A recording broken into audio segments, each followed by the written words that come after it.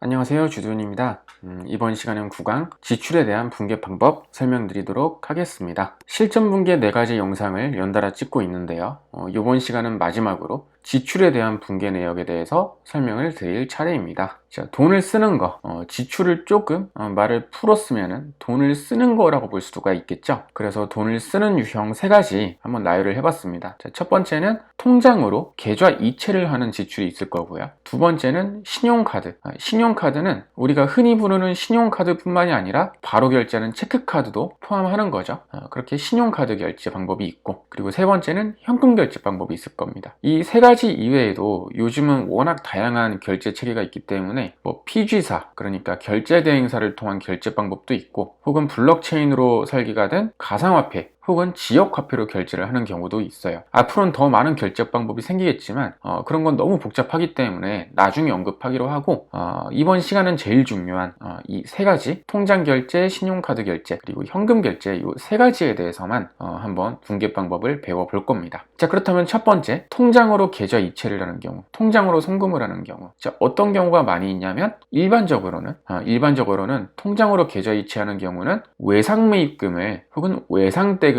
갚는 경우가 제일 많겠죠. 그래서 하나의 예시입니다. 통장으로 외상대금 50만 원을 송금하였다. 업체한테 세금계산서를 옛날에 이미 받았고 그걸 지금 50만 원을 송금을 해주고 있는 거예요. 이때 분기를 어떻게 할 거냐? 차변에 외상매입금 50만 원 들어가겠죠. 자, 원래 외상매입금이라는 건 무슨 계정입니까? 부채 계정이죠.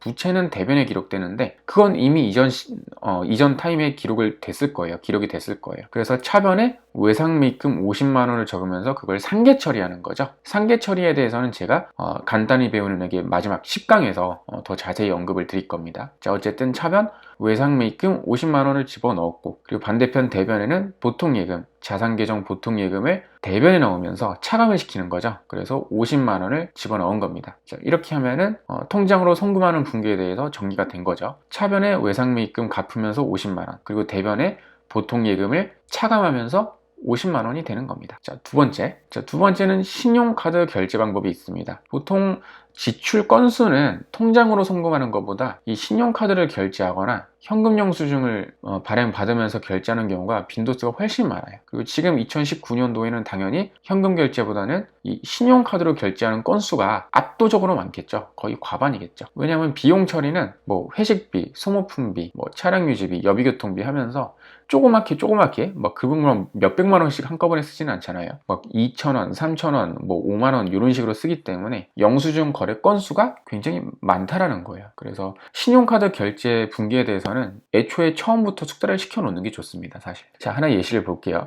자, 삼겹살집에서 회식을 한 다음에 신용카드로 20만 원을 결제하였다. 회식비 쓴 거예요, 한마디로. 자, 이런 경우는 분계를 어떻게 합니까? 먼저 차변에 복리후생비를 적는데, 자, 저는 이번에는 복리후생비를 20만 원을 전부 다 넣지 않았어요. 왜냐면 부가세는 별도이기 때문에 이게 부가세 포함가일 거거든요. 그래서 실제 비용은 그 중에서 20만 원을 1.1로 나눈 거, 그게 이제 공급가액 부분만 복리후생비로 적힙니다. 조금 더 쉽게 설명드리면 신용카드 결제하고 나면 영수증이 나오죠. 그 영수증에 적혀있는 공급가액 부분만 이 복리후생비에 적는 거다라고 보시면 돼요. 자, 그리고 대변에는 당연히 총 금액이 다 적히게 되죠. 신용카드 20만 원 결제했으면 빚이 생긴 겁니다.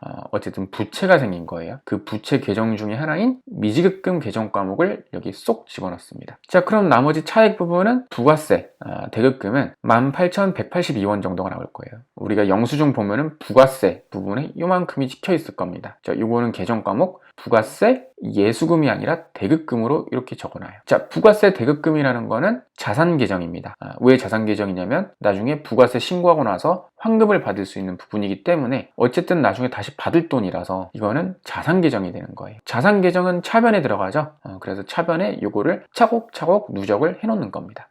신용카드 결제 방법 숙지를 해주시고요.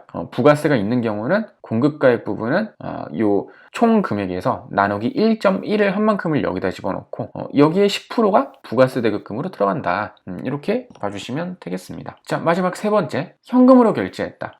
참고로 저는 이번에는 현금 영수증을 발행받지 않은 그냥 일반 현금 결제를 말씀드리는 거예요. 이건 부가세가 발생하지 않는 결제입니다. 자, 운전기사에게 배송비 10,000원을 현금으로 드렸습니다. 그냥 바로 현금으로 줄인 거예요. 물건 배송시키면서. 자, 이 경우엔 붕괴를 어떻게 합니까? 자, 맞춰보세요. 차변에 어떤 게 들어가겠습니까? 차변에는 비용 계정 과목이 들어가야 돼요. 근데 배송비라는 계정 과목은 일반적으로 쓰지 않고 보통 운반비라는 계정 과목을 쓰게 돼 있습니다. 그래서 차변에 비용의 증가, 그래서 운반비 10,000원을 왼쪽에 기록을 했고요. 대변에는 현금을 썼기 때문에 현금을 차감시키기 위해서 대변에다 집어넣죠. 자산 계정이지만 차감을 해야 되니까 대변에 집어넣으면서 현금 10,000원을 오른쪽에 이렇게 분기를 했습니다. 자, 만약에 그럴 일은 많이 없겠지만 운전기사님한테 현금 영수증을 발행받으면서 현금으로 계산을 했어요. 그럼 여기 운반비 계정 과목은 10,000원이 아니라 10,000원을 1.1로 나눈 금액, 보통 한 9,091원 정도가 될 거예요. 그거를 여기 운반비에다 집어넣고, 그럼 부가세는 909원, 나머지 부가세 부분은 909원은 차변에 한 줄 더 기록을 해야겠죠. 그래서 부가세가 있는 경우와 없는 경우에 분계 방법에 대해서는 처음에 좀 실수들을 많이 하시기 때문에 정확히 인지하고 숙지를 해주셨으면 좋겠습니다. 자, 그래서 이번 시간까지 해서 실전 분계 4가지 방법에 대해서 한 번씩 훑어본 거예요. 기본 뼈대를 말씀드린 거고, 업무를 하시다 보면 더 많은 특이 케이스도 있을 겁니다. 그거는 그때그때 뭐 저랑 상담을 통해서 해결을 하시든지, 아니면 인터넷을 통해서 확인하시든지, 혹은 거래하는 세무사무실에 조언을 구해서 진행을 해주시면 될 것 같습니다. 자, 그래서 지금까지 9강이 끝났는데요. 제가 간단히 배우는 회계는 10강까지 찍을 거라고 먼저 말씀을 드렸었죠. 그래서 다음 강의를 올릴 건데 그건 마지막 10강입니다. 자, 10강은 상계 처리에 대한 내용에 대해서 알려드릴 거예요. 그러니까 차변에 외상 매출금이 기록이 됐고, 그걸 나중에 돈을 받았을 때 뭐 대변에 외상 매출금을 넣어서 뭐 상계 처리를 한다, 뭐 이런 내용들도 있고요.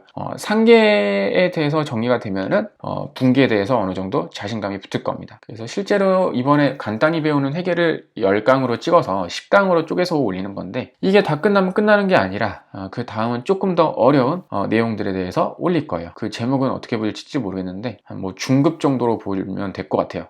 그것도 제가 아마 10강에 걸쳐서 또 앞으로 올리게 될 것 같습니다. 간단히 배우는 회계 끝까지 다 챙겨서 봐주시면 감사하겠습니다.